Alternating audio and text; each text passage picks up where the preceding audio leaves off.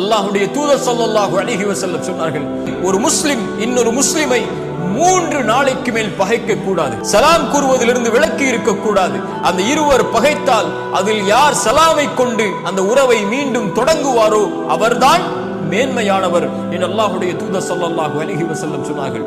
3 நாள் பேசாமல் இருந்து ஒரு முஸ்லிமை பகைத்து வாழ்ந்து அதே பகைமையோடு அவன் மரணித்தால் அவன் நரகம் செல்லுவான் என்று அல்லாஹ்வுடைய தூதர் ஸல்லல்லாஹு அலைஹி வஸல்லம் சொன்னார்கள். அவர் தொழுகையாளியாக, ஜக்காத்தை கொடுப்பவராக இருந்தாலும், அவர் ஹஜ்ஜை நிறைவேற்றுபவராக இருந்தாலும், ஒரு முஃமினை பகைத்தால், மேலும் சொன்னார்கள், திங்கட்கிழமையும் வியாழக்கிழமையும் அல்லாஹ்விடத்திலே ஒரு முஃமின்களுடைய அமல்கள் எடுத்து காட்டப்படுகிறது. அல்லாஹ் இருவரை மன்னிக்காமல் ஒதுக்கி விடுகிறான். அவர்கள் யார்? தங்களுக்குள் பகைமைகளை கொண்டவர்கள். அல்லாஹ் மலக்கை சொல்லுவான், இந்த இருவரையும் ஒதுக்கி விடுங்கள் மன்னிப்பில் இருந்து, அவர்கள் தங்களுக்குள் சமாதானம் ஆகும் வரை என்று அல்லாஹ் ரப்புல் ஆலமீன் கூறுவதாக ஸல்லல்லாஹு அலைஹி வஸல்லம் அவர்கள் சொன்னார்கள்.